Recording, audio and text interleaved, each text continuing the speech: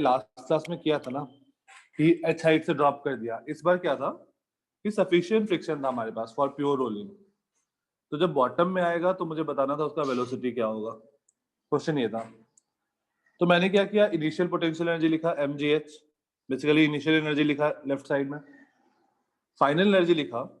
तो potential energy 0 है, kinetic energy is translation kinetic energy plus rotation kinetic energy.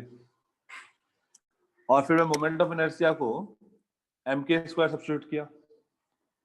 हाँ recording on है sir.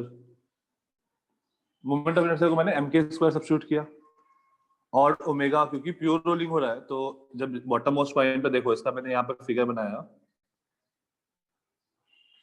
तो v और ओमेगा इक्वल होना चाहिए, तभी उसका रिलेटिव मोशन 0 होगा, प्योर रोलिंग होगा। तो v को मैंने ओमेगा पुट किया।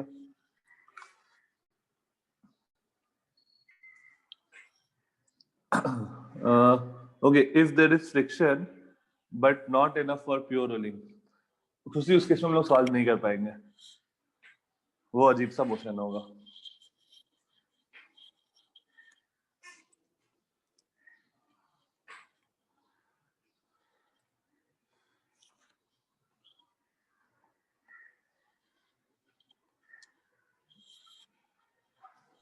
फिर आई को मैंने mk स्क्वायर सब्स्टिट्यूट किया और उसके बाद ये फॉर्मूला डिराइव कर दिया, where k is radius of gyration. Sir बस एक सिंगल लास्ट स्लाइड पे जा सकते हो? हाँ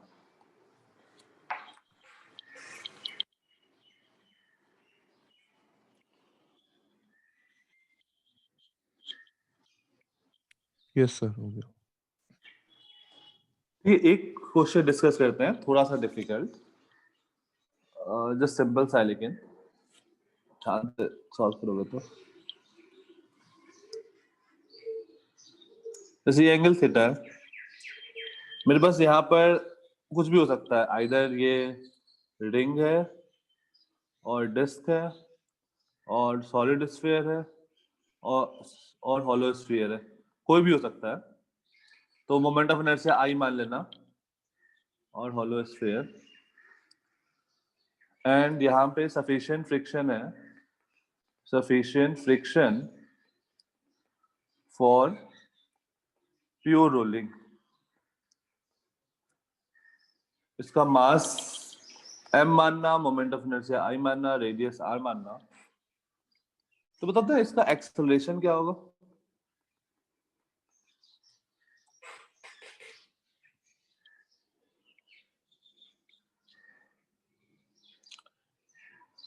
फ्रिक्शन जरूरी नहीं है म्यू mg लगे, फ्रिक्शन को f मानना, क्योंकि हम लोग सफिशिएंट फ्रिक्शन है, अब उससे ज्यादा फ्रिक्शन होगा तो कोई दिक्कत नहीं है, बट अभी वाले केस में बस f मानना फ्रिक्शन को, नॉट म्यू mg।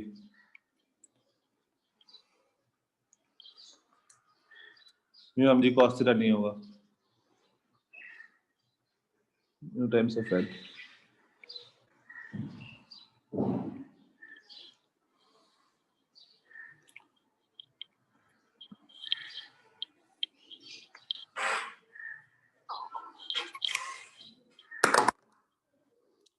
खुशी, इस ब्लॉक के बॉल के एफबीडी में क्या कौन सा फोर्स आएगा?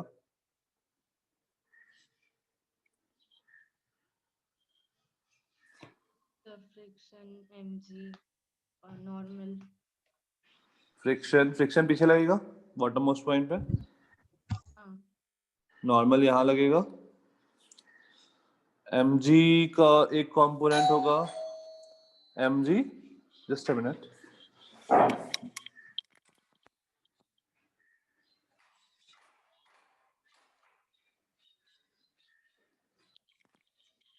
mg का एक कंपोनेंट होगा mg sin थीटा और एक होगा mg cos थीटा। ट्रांसलेशन के लिए क्या इक्वेशन आएगा? मान लेते हैं फ्रिक्शन f है, तो ट्रांसलेशन के लिए क्या इक्वेशन आएगा? sin theta minus f is equal to mf। mg sin theta minus f equal to ma। और रोटेशन के लिए कोई भी रोटेशन के लिए F is equal to mg sin theta। नहीं, F equal to M G sine theta क्यों? Rotation के लिए।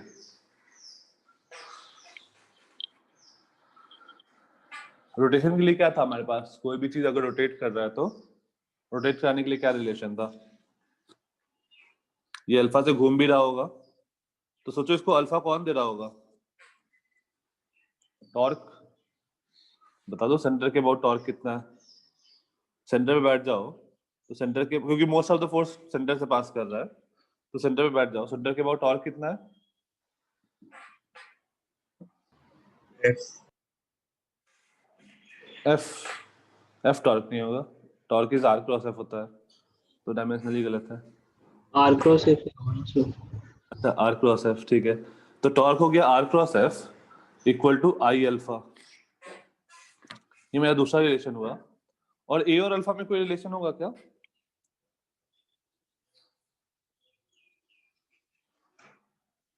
ए और अल्फा फॉर प्योर रोलिंग, इसका एक्सप्रेशन ए है और ये अल्फा है, तो जस्ट बॉटम मोस्ट पॉइंट की बात करो, आगे की ओर ए, पीछे की ओर अल्फा आर, तो क्या बोलेंगे? A minus alpha R should be 0 और A equal to R alpha.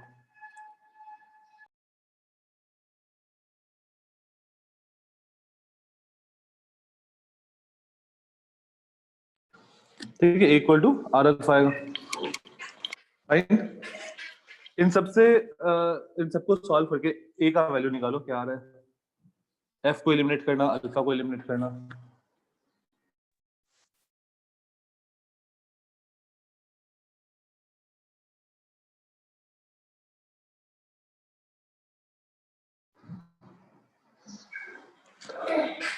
इन सबको एलिमिनेट सॉल्व करके ए निकालो, ए क्या आ रहा है?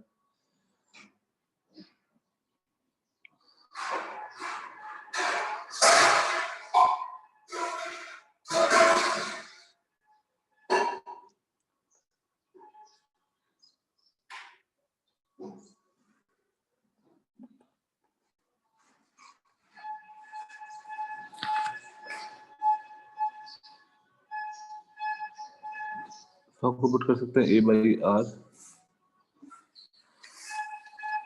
इसको यहां सब्स्टिट्यूट कर।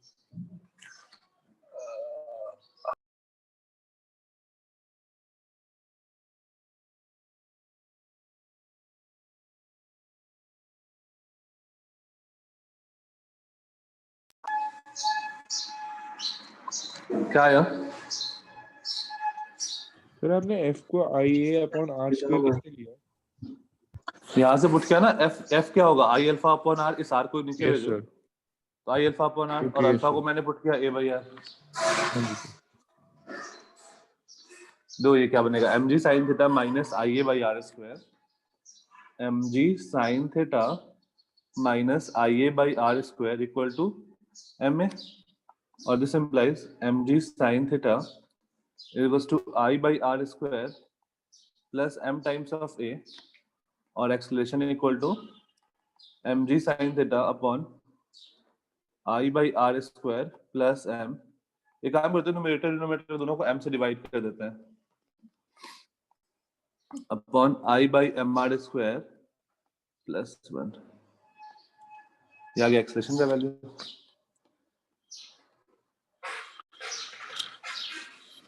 Question 1, which will reach first? मान लो मैंने रेस लगवाया, solid sphere, hollow sphere, ring और मोमेंट और डिस्क में मैंने रेस लगवाया सेम हाइट से, तो which one will reach first?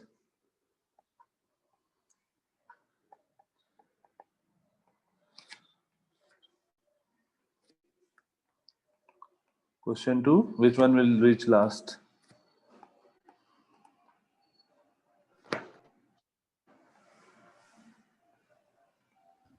Sir जिसका मोमेंट ऑफ इनर्शिया सबसे कम हो।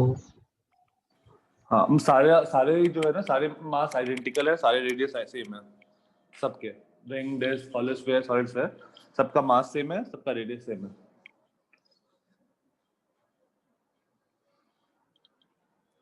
सबसे पहले कौन पहुंचेगा? जिसका मोमेंट ऑफ इनर्शिया कम हो। कम किसका होता है? सबसे कम रिंग का क्या होता है? एम आर स्क्वायर, डिस्क का M R square by 2, hollow sphere 2/3 M R square, और solid sphere 2/5 M R square. तो कौन पहले पहुंचेगा? Solid sphere. Solid sphere. और सबसे लास्ट में कौन पहुंचेगा? रिंग। रिंग। क्योंकि जिसका मोमेंट ऑफ इनर्शिया ज्यादा, उसका डिनोमिनेटर ज्यादा हो गया। डिनोमिनेटर ज्यादा हो गया मतलब एक्सेलरेशन कम हो गया। मोमेंट ऑफ इनर्शिया ज्यादा मतलब एक्सेलरेशन कम।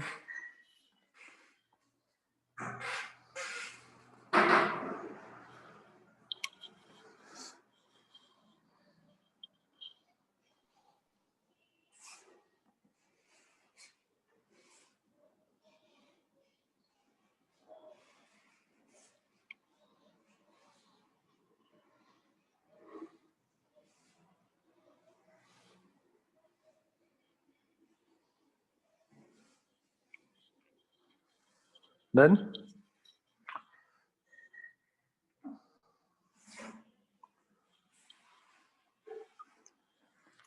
एक और क्वेश्चन कर लो सिंपल सा, फिर हम लोग नेक्स्ट चैप्टर पे स्टार्ट करते हैं। कोई डाउट्स होगा वो डिस्कस करते हैं, फिर नेक्स्ट चैप्टर स्टार्ट करते हैं। एक सॉलिड स्फीयर है, सॉलिड स्फीयर, ये प्योर रोलिंग कर रहा है, प्योर रोलिंग कर रहा है विद अ वेलोसिटी v। मास चाहिए? मास नहीं चाहिए, मास रेडियस कुछ नहीं पता। मुझे बताना है translational K E, translational kinetic energy is to total kinetic energy का रेशियो, और rotational K E upon total, rotational K E upon translational कर दो, अपॉन ट्रांसलेशनल के ई का रेशियो।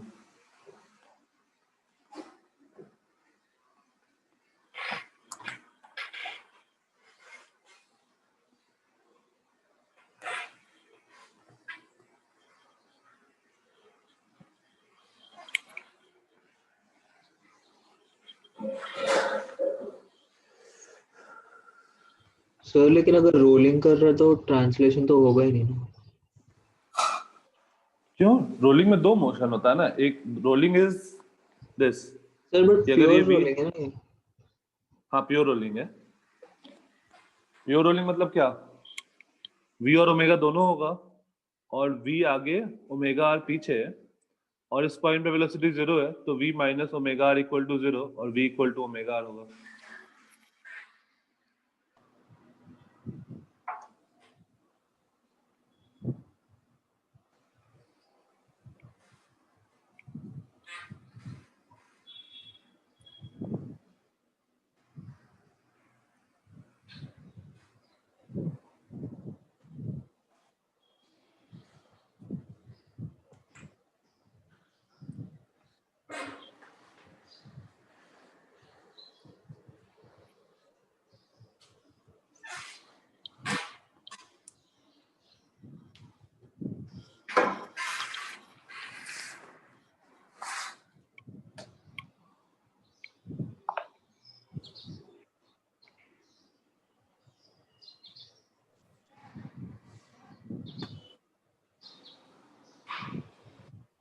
सर पहले का 5/7 है।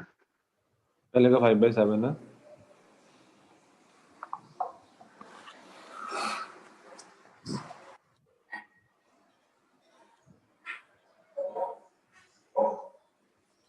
Total will be half into 7/5। हाँ 5/7 है ऐसे ही है। अच्छा इसका एक शॉर्टकट भी है, ये देखो। शॉर्टकट क्या है? जब तुम्हें टोटल काइनेटिक एनर्जी निकालना हो ना, तो जिस पॉइंट पे जिस पॉइंट पे प्योर रोलिंग हो रहा है, जिस पॉइंट पे तुम, उस पॉइंट पे टोटल काइनेटिक एनर्जी हम लोग ये भी लिख सकते हैं, kinetic energy total is equals to half into I about pure rolling, जिस पॉइंट के अबाउट प्योर रोलिंग हो रहा है, इनटू ओमेगा स्क्वायर। और ओमेगा पूरे बॉडी का सेम रहता है, तो टोटल काइनेटिक एनर्जी तुम ऐसे भी लिख सकते हो।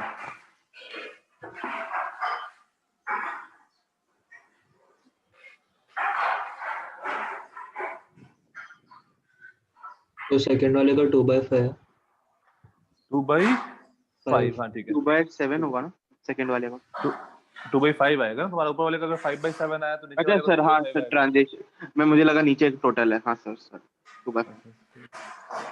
ओके, यहाँ पर क्या आएगा, half mv square upon half mv square plus half solid sphere के लिए 2/5 mr square into omega square v into square V by R square square. By R square. इसको सॉल्व करो तो ये आ जाएगा 5/7। अब अगर ये सॉल्व कर लिया तो नीचे वाला सॉल्व करने की जरूरत ही नहीं है। इसका मतलब क्या है, टोटल अगर तुम 7 मानो तो ट्रांसलेशन 5 है, तो रोटेशन कितना होगा 2 और ट्रांसलेशन 5 है। खत्म।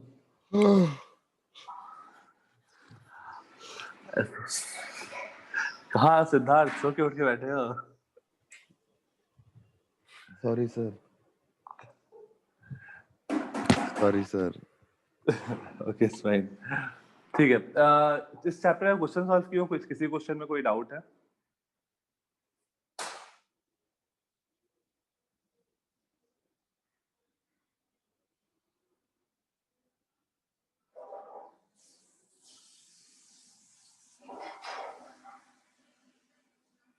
किसी को कोई किसी भी क्वेश्चन में कोई डाउट?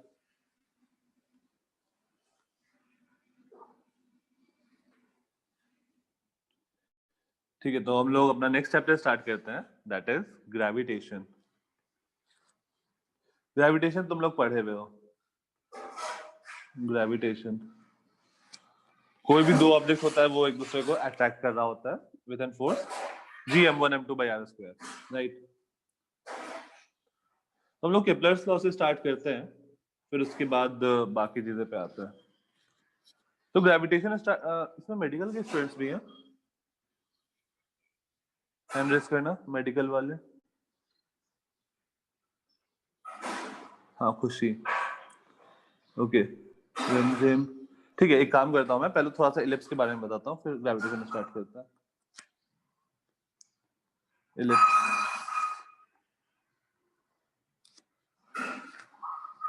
इलिप्स क्या होता है? ये वाली फिगर को हम लोग इलिप्स बोल रहे हैं।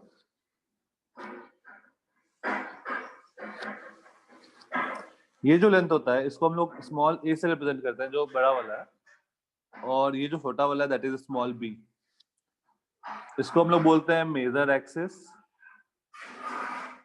और इसको हम लोग बोलते हैं माइनर एक्सिस। जिसपे ये लेंथ छोटा होता है ना, ये वाला लेंथ जैसे कम है कंपेयर टू ये वाला, तो जो बड़ा वाला होगा उसको मेजर एक्सिस, जो छोटा वाला होगा उसको माइनर एक्सिस। ए को हम लोग बोलते हैं semi major axis, semi major axis. B को हम बोलते हैं सेमी माइनर एक्सिस। एक टर्म हम लोग यहाँ पे डिफाइन करते हैं, eccentricity. Eccentricity, this is √1 minus B square by A square. अब डेफिनेटली बी ए से छोटा है, तो इसेंट्रिसिटी जो होगा वो 0 से 1 के बीच में लाई करेगा फॉर इलिप्स। अब याद करो, फोकस कौन से पॉइंट को हम लोग फोकस बोलते हैं? फोकस कौन सा पॉइंट होता है?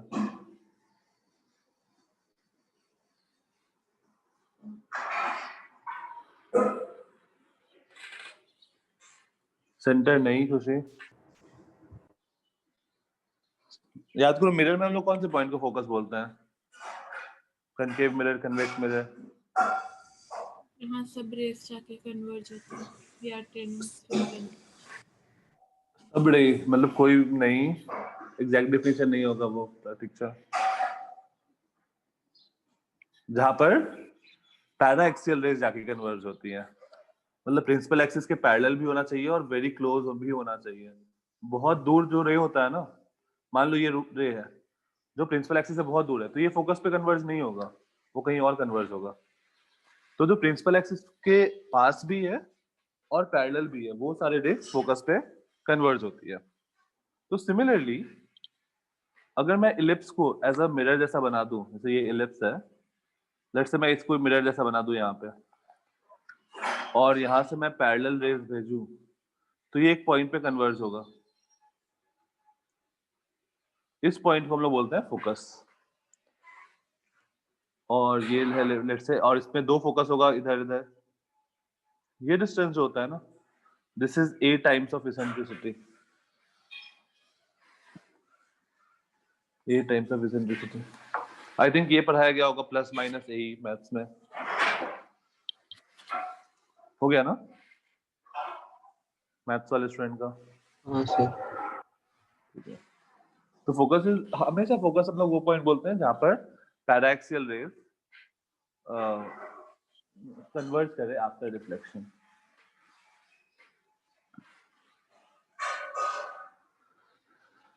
ठीक है, तो इतना हमें जानना था, फिर अब आगे चलते हैं। नेक्स्ट हेडिंग लो, केपलर्स लॉ।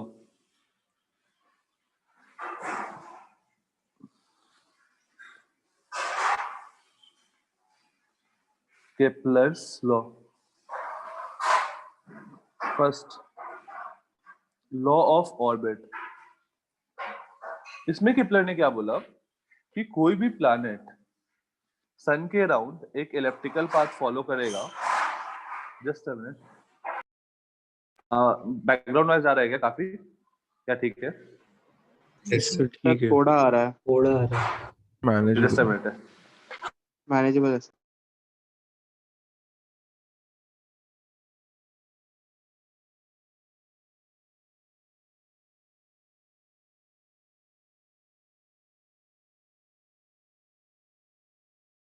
हाँ, तो इसने क्या बोला कि कोई भी प्लैनेट जो है ना, वो सन के अराउंड एक इलिप्टिकल पाथ फॉलो करेगा with sun at one of the foci. तो किसी एक फोकस, लेट्स से ये वाले फोकस पे सन है, तो प्लैनेट जो होगा वो इलिप्टिकल पाथ फॉलो करेगा, और सन किसी एक फोकस पे होगा।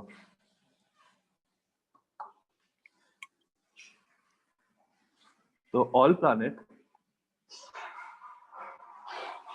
move in an elliptical orbit, move in an elliptical orbit। मैं बिल्कुल एनसीईआरटी वाला डेफिनेशन लिख पा रहा हूँ। With the sun situated at one of the foci,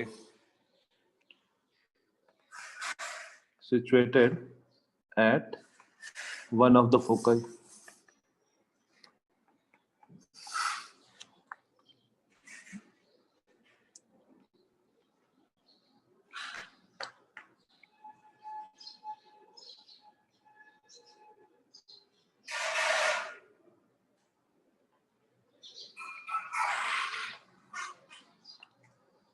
ये तुम लोग पढ़ चुके हो पहले, आई थिंक क्लास 9th में।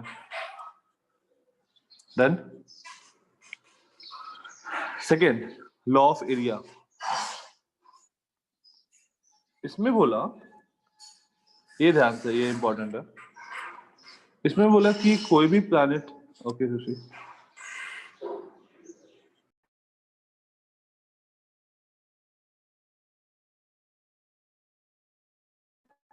हाँ, लॉ ऑफ एरिया में कैसा बोला कि कोई भी प्लैनेट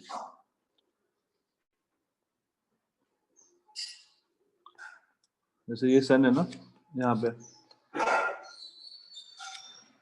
तो मान लो एक प्लैनेट डेल्टा टी टाइम में इतना डिस्टेंस मूव किया, डेल्टा टी टाइम में ये इतना एरिया स्वेप किया। तो अगर डेल्टा टी टाइम में इधर भी लूँ ना, तो डेल्टा टी टाइम में ये इतना एरिया स्वेप करेगा। अगर मैं डेल्टा टी टाइम यहाँ पे भी लो, डेल्टा टी या टी जो भी बोलो, तो अगर इस वाले पोर्शन का एरिया A1 है और इस वाले पोर्शन का एरिया A2 है, तो A1 इक्वल टू A2 होता है। तो इसका स्टेटमेंट था, the line that joins any planet to the sun, any planet to the sun, sweeps out sweeps equal areas equal areas in equal interval of time.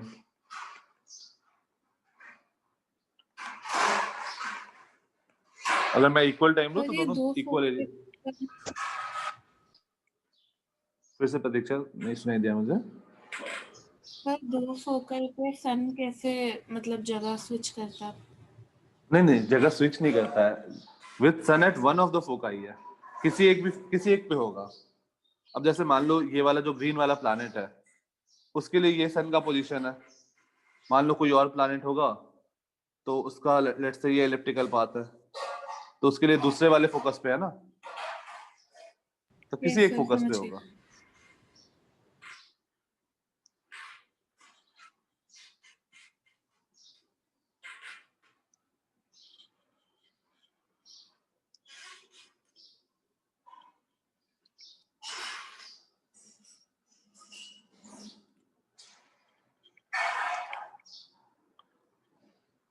Okay, इसी में continue रखना।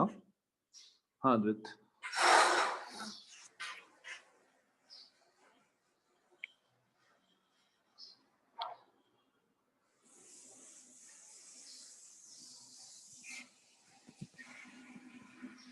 हो गया अद्वित? Yes sir. इसी में continue रखना, law of area वाले में ही। ये देखो, अच्छा एक बार पिछला स्लाइड दिखाइए ना। हाँ ओके।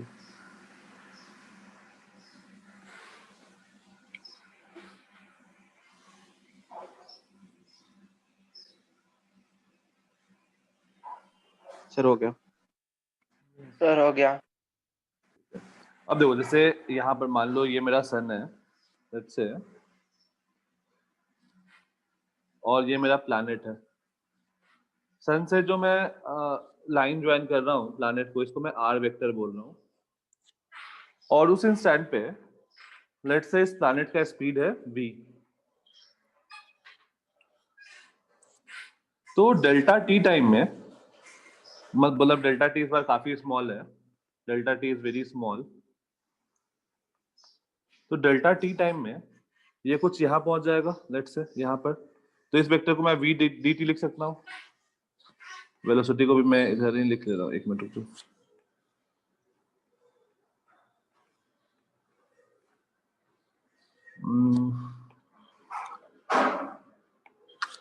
हाँ, इसका वेलोसिटी लेट्स से इधर है, यहाँ पे।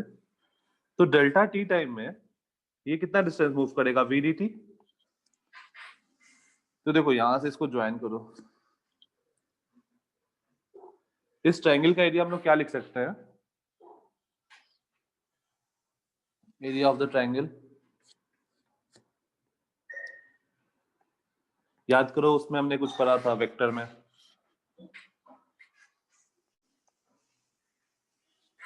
कोई ट्रायंगल है, उसका ये साइड a वेक्टर है और ये साइड b वेक्टर है, तो इस ट्रायंगल का एरिया क्या होता है, cross product by 2। Cross product by 2, a cross b by 2। तो सिमिलरली मैं यहाँ पे लिख सकता हूँ, ये होता है a क्रॉस b बाई 2, तो यहाँ पर इसका मॉड, तो यहाँ पे लिख सकता हूँ मैं mod of r cross v delta t by 2, जो होगा मेरा एरिया ऑफ ट्रायंगल। तो डेल्टा टी को नीचे ले आओ, लेट्स से मैं एरिया ऑफ ट्रायंगल को डेल्टा ए से रिप्रेजेंट कर रहा हूँ, तो delta A by delta T बन गया मेरा आर क्रॉस वी और बाई 2। एक काम करते हैं, इसको अगर मैं किसी स्केलर से मल्टीप्लाई या डिवाइड करूँ तो कोई दिक्कत, स्केलर क्वांटिटी से मल्टीप्लाई डिवाइड कर सकते हैं। तो लेट्स से मैं m से मल्टीप्लाई किया, m से डिवाइड कर गया, देखो ऊपर वाला टर्म क्या बन गया, ये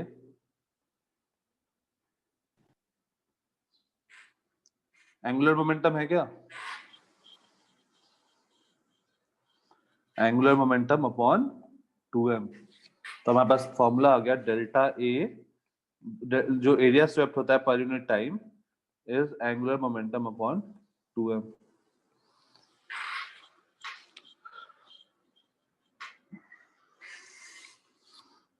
अच्छा, अब सेकेंड चीज ये देखो कि जो मेरा फोर्स लगेगा, जो मेरा इस प्लैनेट पे फोर्स होगा ड्यू टू द सन, वो इस लाइन के अलॉन्ग होगा।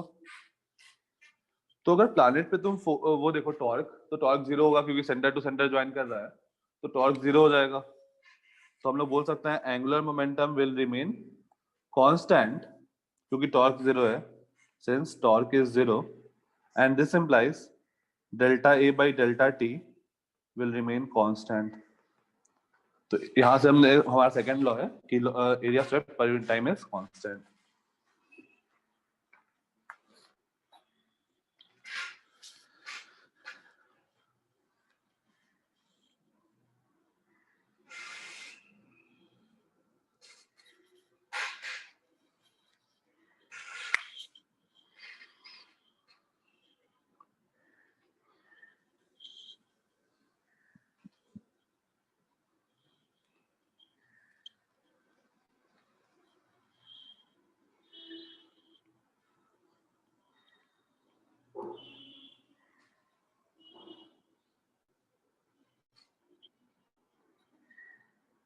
डन।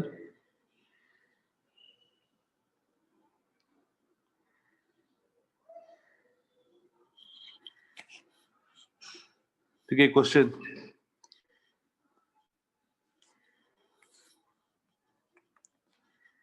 ये एक इलिप्टिकल पाथ है, सन यहाँ है, यहाँ पर प्लैनेट का वेलोसिटी v1 है, यहाँ पर प्लैनेट का स्पीड v2 है। v1 बड़ा होगा या v2 बड़ा होगा? सर इक्वल होंगे ना? नहीं, V2 बड़ा होगा। v2 बड़ा होगा। P2 बड़ा होगा क्योंकि R P2 कम होगा और उनका हाँ जो क्रॉस प्रोडक्ट है उसका वैल्यू सेम रहेगा। हाँ, तो ये r1 v1 मान लो, तो हमें क्या पता है m1 m r1 cross v1 is equals to m तो सेम ही है r2 v2 और 90 डिग्री है तो क्रॉस प्रोडक्ट कोई मतलब नहीं है, m सेम है। अब r1 बड़ा है तो v1 छोटा होगा।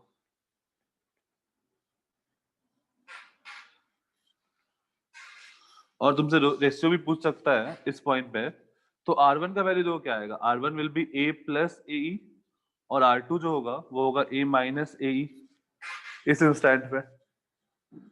तो मैं ऐसा भी लिख सकता हूँ a plus ae times of v1 equal to a minus ae times of v2, और this implies v1 by v2 जो होगा that will be 1 minus e upon 1 plus e, और e जो है वो 1 से छोटा है, 0 से 1 के बीच में लेकर।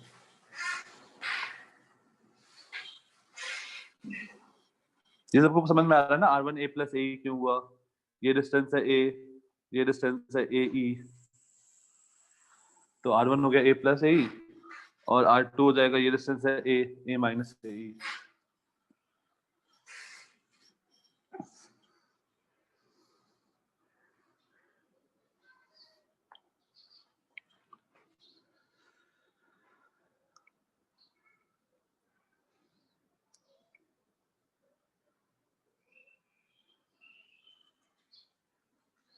डन। थर्ड,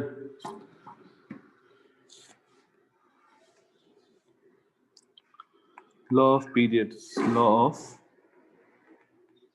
इसमें क्या बोलता है कि कोई भी प्लैनेट जो टाइम लेता है सन के अबाउट एक रिवॉल्यूशन में, वो उसका स्क्वायर जो होता है वो a क्यूब के प्रोपोर्शनल होता है, length of semi major axis के क्यूब के प्रोपोर्शनल होता है जो टाइम पीरियड होता है वो।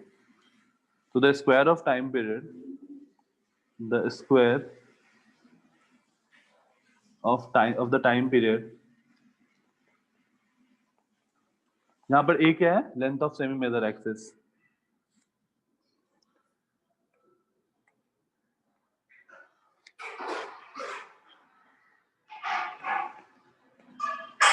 is proportional to the cube of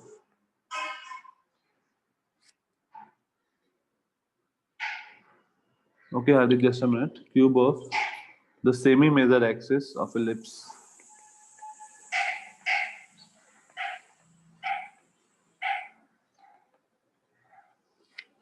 traced out by the planet.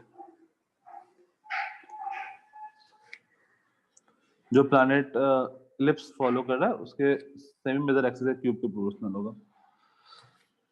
R inversely proportional to V कैसे हुआ? हार्दिक हमने ये देखा ना पिछले वाले में एंगुलर मोमेंटम कांस्टेंट था,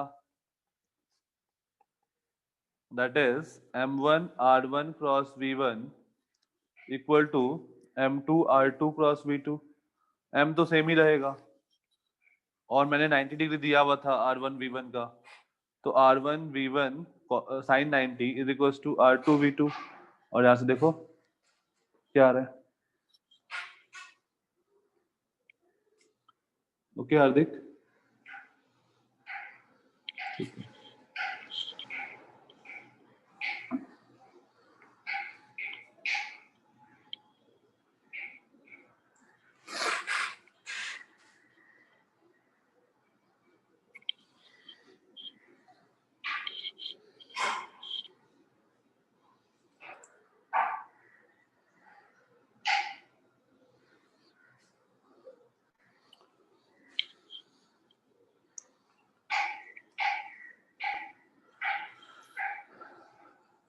डन.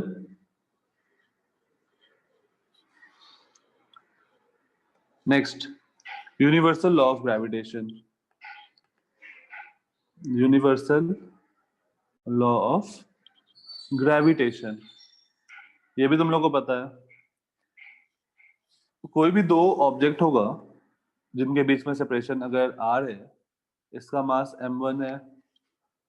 हाँ विश्रुत. Okay, I'll be there at the Payne Center today from 2 to 6 p.m. मैं रहूंगा, गौरव सर रहेंगे. गौरव सर मैथ्स वाले, मतलब दोनों गौरव सर मैथ्स वाले. गौरव गुजराती सर भी रहेंगे, गौरव श्रीवास्तव सर भी रहेंगे और गुरुचरण सर भी रहेंगे पेन सेंटर पे.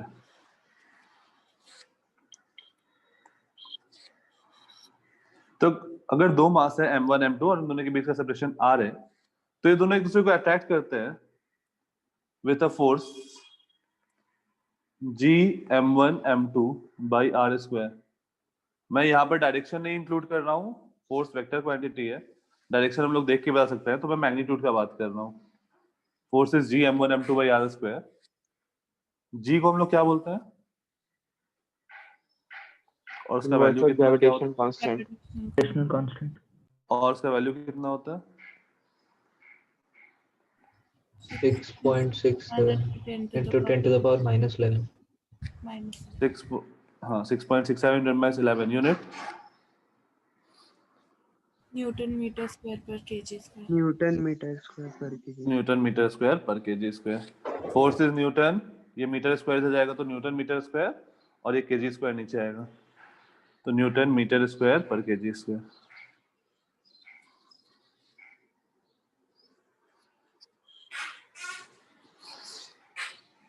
तो मैं कहीं पे भी प्लस माइनस का टेंशन नहीं लूंगा कि डायरेक्शन में क्या है, इसके लिए माइनस इसके लिए प्लस, कहीं पे नहीं लूंगा. मैं डायरेक्शन को एरो से रिप्रेजेंट करूंगा, नहीं तो वो प्लस माइनस लास्ट में जाके बहुत ज्यादा कंफ्यूजन हो जाता है. अगर बहुत ज्यादा फोर्स है तभी हम लोग प्लस माइनस का बात करेंगे, वो भी लास्ट स्टेप में. इसी फॉर्मूला को मैं एक बार वेक्टर फॉर्म में लिखता हूँ कि जैसे मान लो जो मेरा मास m1 है ना, उस वो पोजीशन वेक्टर r1 पे है, मास m2 पोजीशन वेक्टर r2 पे है, फिर क्या फॉर्मूला आएगा उसके बारे में मैं बात कर रहा हूँ. जैसे मान लो एक ये एक्सिस है, यहाँ पर मेरा मास m1 है और इसका पोजीशन वेक्टर है लेट्स से r1, और एक मास m2 है, इसका पोजीशन वेक्टर है लेट्स से r2. तो ये इस वेक्टर को हम लोग क्या लिख सकते हैं? R2 minus R1. R2 minus R1, R1 plus X is equal to R2, और ये वेक्टर हो जाएगा मेरा R2 minus R1, right? Yes, sir. R2 vector minus R1 vector. तो अगर मैं इस पर फोर्स का बात करूं M1 पे, तो force on M1 will be G M1 M2 by mod of R2 minus R1 का whole square into okay Harsh just a minute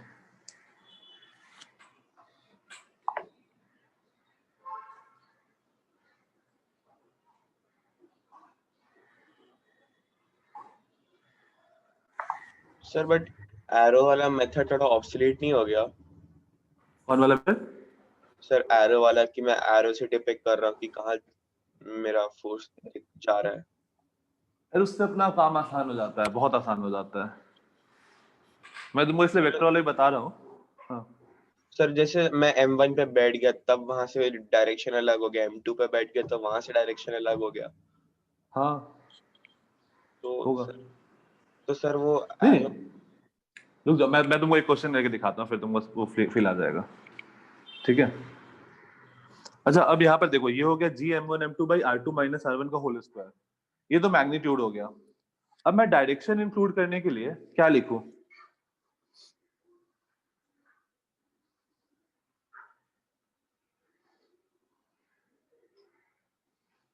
let's say इसको मैं R21 लिख देता हूँ, R21 वेक्टर।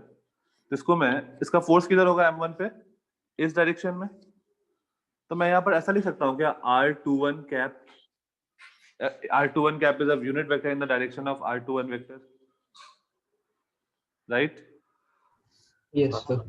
Yes sir. तो मेरे इसको मैं को नहीं समझ आया ये क्या। दक्ष R21 मतलब जब मैं कैप लगाता हूँ ना, कैप का Yes, मतलब sir. होता है वो डायरेक्शन, R21 का डायरेक्शन, यस बट सर, उसका मैग्नीट्यूड इज 1। Okay sir.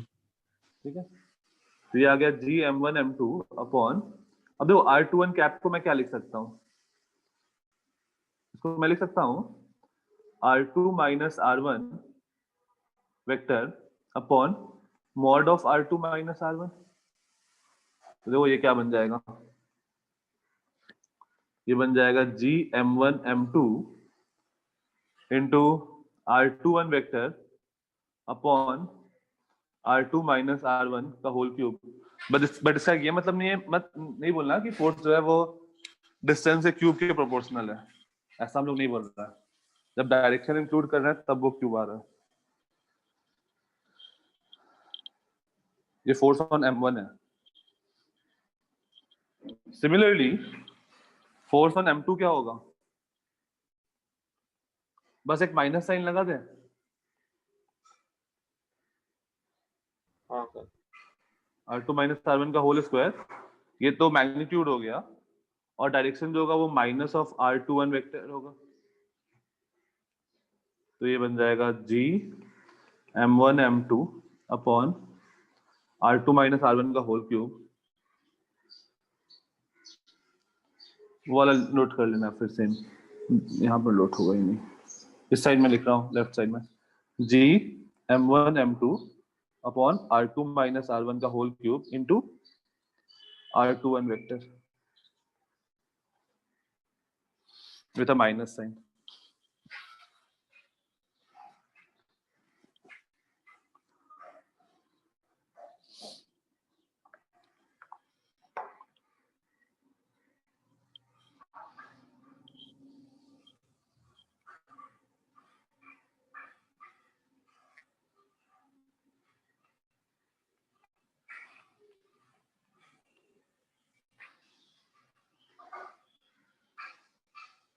ये फॉर्मूला हम लोग कभी नहीं यूज करेंगे, फालतू का बहुत ज्यादा लेंदी पड़ेगा। हम लोग हमेशा Gm1m2 by R square use करेंगे और एरो देखेंगे कि किधर फोर्स का डायरेक्शन है।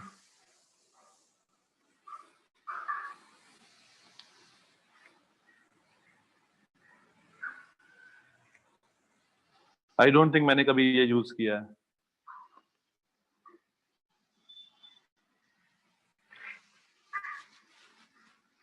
ठीक है, next question.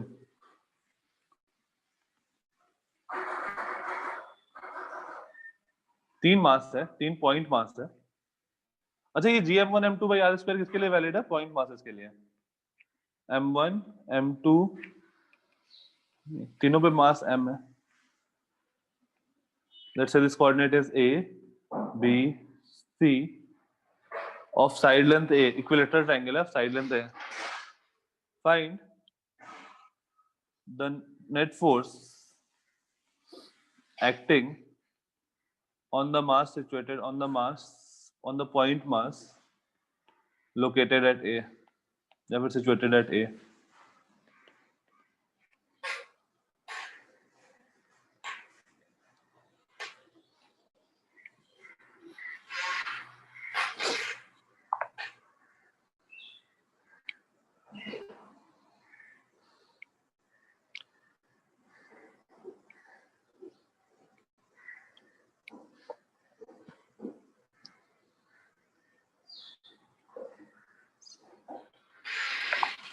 Okay, Khushi, just a minute.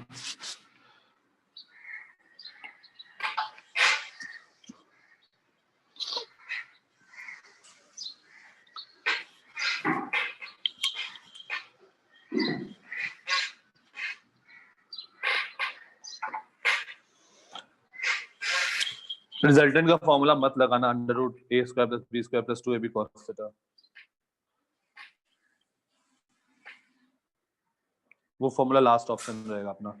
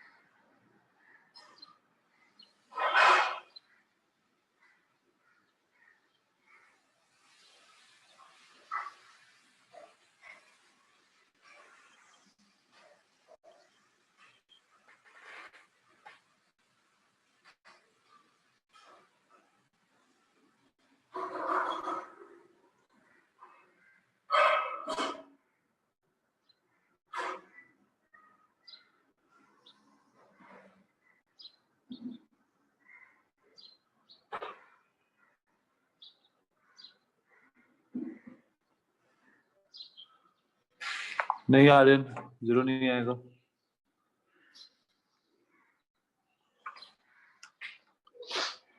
देखो फोर्स का डायरेक्शन बताओ. ये वाला जो मास है ग्रीन वाला, ये ए वाले पे मास पे किधर फोर्स लगाएगा? इस डायरेक्शन में कितना फोर्स लगाएगा? G m1 m2 by R square. और ये वाला जो मास है ब्लैक वाला, ये इस पे किधर फोर्स लगाएगा? अपनी तरफ अट्रैक्ट करेगा with a force G m square upon a square. इन दोनों के बीच का एंगल है 60 डिग्री. एक तरीका है अपने पास कि मैं क्या करूं, under root a square plus b square plus 2ab cos theta लगा दूं. नहीं लगाएंगे यार, बहुत मेहनत है. हम लोग क्या करेंगे, अगर इक्वल फोर्स है दोनों तो रिजल्टेंट कहाँ होगा? एंगल बाइसेक्टर पे. तो एंगल बाइसेक्टर ले लिया, ये एंगल होगा 30 डिग्री, ये भी एंगल होगा 30 डिग्री. इसका इधर वाला कंपोनेंट देखो क्या आएगा, gm square by a square into cos 30. और इसका भी क्या आएगा इधर वाला component, plus gm square by a square cos 30. तो ये आ गया answer gm square by a square into root 3. और डायरेक्शन तो हमें पता चलेगी क्या? सर ये कैसे किया क्वेश्चन, मेरे को नहीं समझ आया, एक बार वापस समझा सकते हो क्या? हाँ देखो जब भी दो इक्वल फोर्स होता है ना, तो 2 भी मल्टीप्लाई होगा ना. अच्छा वो कट गया. हाँ तो वो रूट 3/2 से कट गया ना. तो जब भी दक्ष दो इक्वल फोर्स होगा, मतलब gm square by a square तो आ गया होगा फोर्स यस सर. डायरेक्शन के साथ. अब जब भी दो इक्वल फोर्स होता है, रिजल्टेंट हमेशा उसके एंगल बाइसेक्टर पे होता है. तो रिजल्टेंट मैंने यहाँ ले लिया, ये वाला एंगल बाइसेक्टर पे. अब दोनों का कंपोनेंट इसके अलोंग लिखा. कंपोनेंट क्या होगा, into cos 30 gm square by a square into cos 30, और इधर वाले का भी gm square by a square into cos 30. Sir gm square upon a square क्यों लिखा? तुम बताओ. फोर्स का फॉर्मूला क्या होता है दक्ष?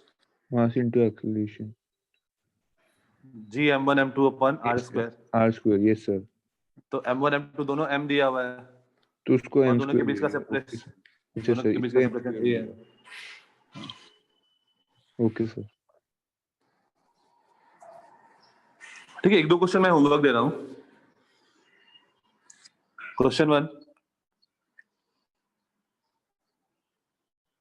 रेक्टेंगल नहीं, स्क्वायर है, यहाँ पे मास m है, यहाँ पे मास √2m है, यहाँ पे मास m है, यहाँ पे मास √2m है। Find the net force acting on this mass. Find the net force acting on √2m. Side length A है। Question 2.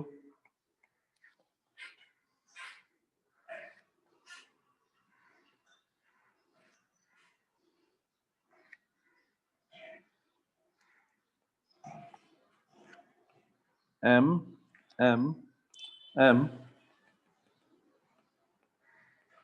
ये पॉइंट सेंट्रॉइड है, √2m सेंट्रॉइड पे। Find the net force on √2m। कहीं पर भी वो फॉर्मूला मत लगाना, √a² + b² + 2ab cos theta. Sir तो कंपोनेंट्स लेके बैलेंस कर दे सर। हाँ, कंपोनेंट्स लेके बैलेंस करो, देखो कुछ अच्छा होगा। मतलब ऊपर वाले क्वेश्चन में क्या करना कि देखो ये वाला डायगोनल पे ले लेंगे। नहीं, पहले ये दोनों का लेना, सॉरी, पहले ये दोनों का लेना, देखना इक्वल मैग्नीट्यूड आएगा तो डायगोनल पे आ जाएगा इन दोनों का रिजल्टेंट। उसके बाद फिर इसका लेना, डायरेक्टली ऐड कर देंगे। हाँ वही डायरेक्टली ऐड डायगोनल। हो जाएगा। हाँ, और नीचे वाले केस का तो आंसर दिख ही रहा है शायद। हाँ सर, 0 का ना। हाँ, हाँ सर।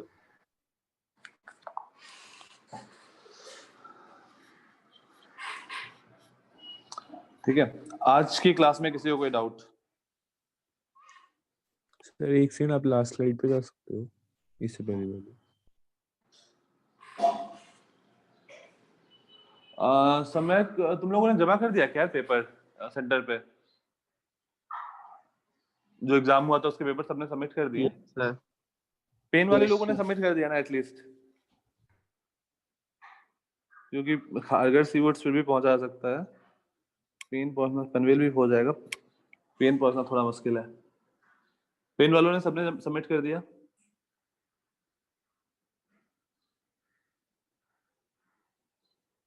नहीं किया है तो देखो यार, अगर आज शाम तक पॉसिबल हो तो सबमिट कर देना वहां पे, ठीक है?